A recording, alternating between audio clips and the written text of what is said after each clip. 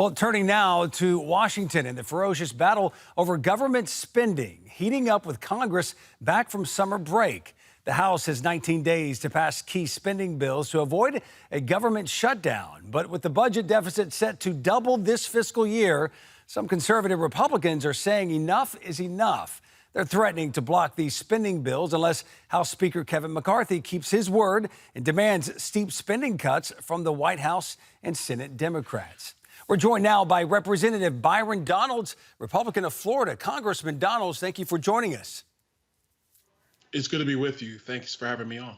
Well, you're a member of the House Freedom Caucus, which is taking a tough line on spending cuts, with some of you saying a government shutdown is okay if that's what it takes. Republicans seem to always get blamed for government shutdowns. Representative, are you okay with that being blamed? Well, I think that's the wrong way to look at it. First of all, the number one thing we want to see is that the southern border is secure.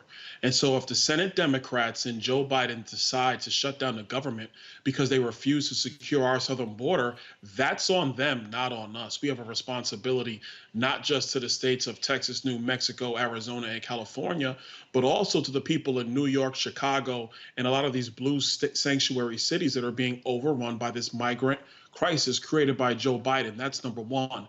Number two, Fitch Ratings just downgraded our debt 2 months ago because of the long-range spending problems of the federal government. It is high time that Republicans and Democrats work together to cut spending. And number three, you just said it, we're on pace to doubling the budget deficit from last year. COVID-19 is over. The pandemic period is over. We need to get our fiscal house in order. It's just that simple. And so the only responsible party that I see are House Republicans and some Senate Republicans who say enough is enough of the spending, because this massive spending has led to a massive inflation, which is hurting every working family in our country, and Washington must reverse course. Well, like you said, get it in order. And if that means Speaker McCarthy won't keep his promises on budget cuts by leading that side of the Republicans, would you support a motion to vacate, which could topple him from the speakership? Well, look, I think that's premature right now because there's still a lot of work that needs to be done over the next several weeks. But I've been very clear with the speaker. A clean continuing resolution just to keep the Joe Biden, Nancy Pelosi spending and policy going is just not going to work. I think the speaker understands that, and I think he's going to respond in kind. But this is really a message to some Senate Republicans and the White House and Chuck Schumer. The spending binge is over. It's time for us to get the fiscal house in order, period. And look, I'm a new member to Congress, relatively new. I don't care about what happened in the past. I care about what's happening right now. And we have one irresponsible, out of touch party that is not paying attention to what's going on in America, and that is the Democrat Party led by Joe Biden. Congressman, you just gave us the fiscal backdrop for the current debate. What is the minimum you and the rest of the Freedom Caucus would be happy with as far as support on these spending cuts? We've been very clear. We've been very clear, frankly, this entire calendar year. We want to see the federal agencies go back to pre-COVID-19 spending levels.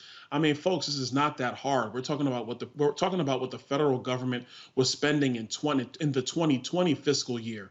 We're not talking about the 2010 fiscal year or the 2000 fiscal year. We're simply talking about 2020. Why is this important? Number one, there's a lot of access spending that got juiced because of COVID. All of that needs to come out of the system so our economy can get back on track. And so you don't have all this massive spending helping to keep this Joe Biden inflation, this Bidenomics inflation going. So our asks have been pretty straightforward, very, very simple. And we understand there are some adjustments that are going to be made in the Department of Defense, and that's fine. But for the other federal agencies, there is no reason they need to be spending in a post-pandemic environment. It doesn't make any sense. Speaker McCarthy said before he was going to curb government spending and use the debt ceiling debate back in the summer to show he was staunchly serious about that. Are you seeing that tough talk now from him? No, I'm not seeing enough of that right now. You know, I think what the speaker's trying to figure out is a way to get through September 30th while not trying to see a government shutdown. And let me be very clear.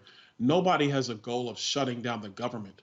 But if the government's not going to secure our border, if the government is going to be flagrant with respect to the people's money, then frankly, what good is it at that point? We have to be responsible with the people's money.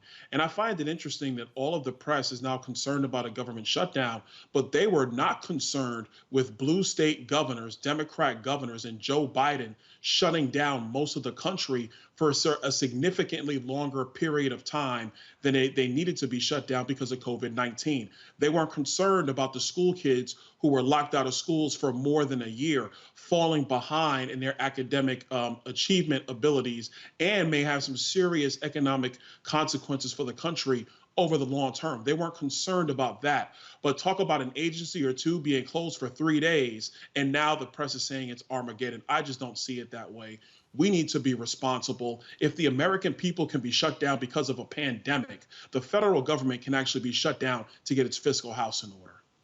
Congressman Donalds, always making us smarter every time you appear here on Centerpoint. We appreciate you joining us today. Please come back as things develop over the next couple of weeks, 19 days that is. We appreciate it, Congressman. Absolutely, anytime.